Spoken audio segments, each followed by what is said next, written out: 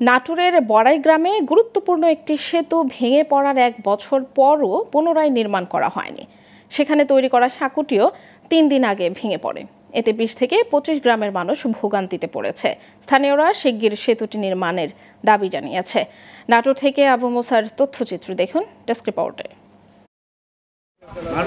নাটোরের বড়াই গ্রাম পৌরসভার উপর দিয়ে বয়ে গেছে বড়াল নদী। নদীর পূর্ব পাশে নগর ইউনিয়নের 20-25টি গ্রামের মানুষ এই নদী পার হয়ে বড়াই গ্রাম উপজেলার স্বাস্থ্য কমপ্লেক্স, থানা, রসুনের বড়হাট, লক্ষ্মীকোলা যাতায়াত করে। গত বছর বড়াল নদীর ওপরে সেতুটি ভেঙে পরে সেখানে বাঁশের সাঁকো বানিয়ে দেন পৌর মেয়র। 3 দিন আগে সেটিও ভেঙে পড়ে।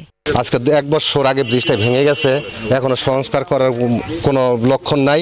একটা কাঠের ব্রিজ দিছে, তাও ভেঙে গেছে আজকে 5-7 দিন। এদিক থেকে 25-30টা গ্রাম আছে, যে গ্রামগুলো থেকে মানুষ রোগী নিয়ে যেতে পারছে না। মানুষের মন এতটাই হয়ে গেছে যে আসলে নিজের পকেটের জায়গাটা সঠিক না হলে কোনো মন্ত্রণালয় থেকেই কাজগুলো পাওয়া যায় না। চলাচলে দুর্ভোগ থেকে পরিত্রাণ পেতে সেতুটি দ্রুত নির্মাণের দাবি জানিয়েছেন স্থানীয়রা। বিভিন্ন সবজি বাজারে আসার সময় মানুষ আসতে পারছে না, প্রায় 20 কিলোমিটার দূরে ঘুরে আসতে হচ্ছে।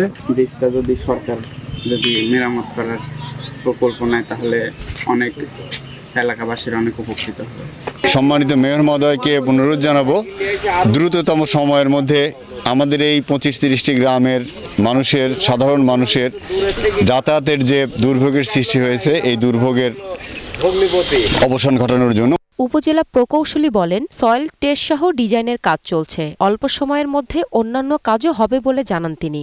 ডিজাইন হওয়ার পরে অনুমোদন হবে, টেন্ডার হবে, তারপর কার্যক্রম শুরু হবে। এটা অচিরেই হয়ে যাবে, আশা করা যায় সেপ্টেম্বর-অক্টোবরের দিকে এটা টেন্ডারের কার্যক্রম হয়তো শুরু পারে।